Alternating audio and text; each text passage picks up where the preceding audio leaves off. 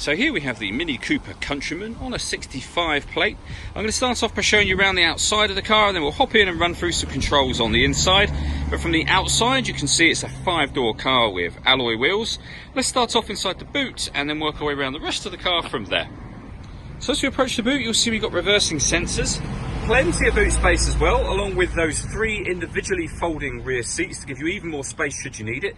Those seats also slide forwards and backwards in 2 separate units to either give you more boot space or more rear legroom. Okay, so we're just going to work our way back round to the front of the car, and then we'll hop in and run through some controls on the inside. But now that we've done a full circle of it, you can see it's in excellent condition the whole way round. Just briefly before we climb in, I think it's well worth seeing the interior from this exterior point of view. There's plenty to run through on the dashboard, so let's hop in and we'll do that right now. Okay, so now that we're inside the car, we're going to start with the dials. We've got the rev counter. The speedometer is the digital display in the middle there. And at the bottom you can see the total miles on this car, which are 12,931. Move over into the centre console area. We've also got the speedometer there. So we've got the digital one in the middle of the steering wheel section, and then obviously this proper one here.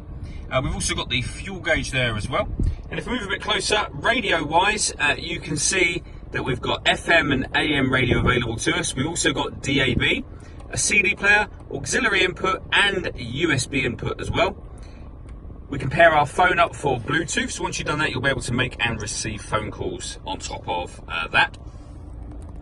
Working our way down, we've got the CD player, then the air conditioning. So fan speed is adjustable on this dial, temperature over on this one, that button to turn the air conditioning off in this case and back on again.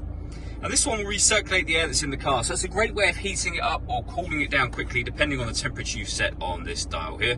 And you can determine where you'd like the air to be distributed within the car using this one in the centre. We've got the rear heated screen just there. At the bottom here, this one turns on and off the front and rear fog lights. This one is for the deadlock, so this will lock the car doors from the outside, so you can hear that happening now. And that one turns off the traction control.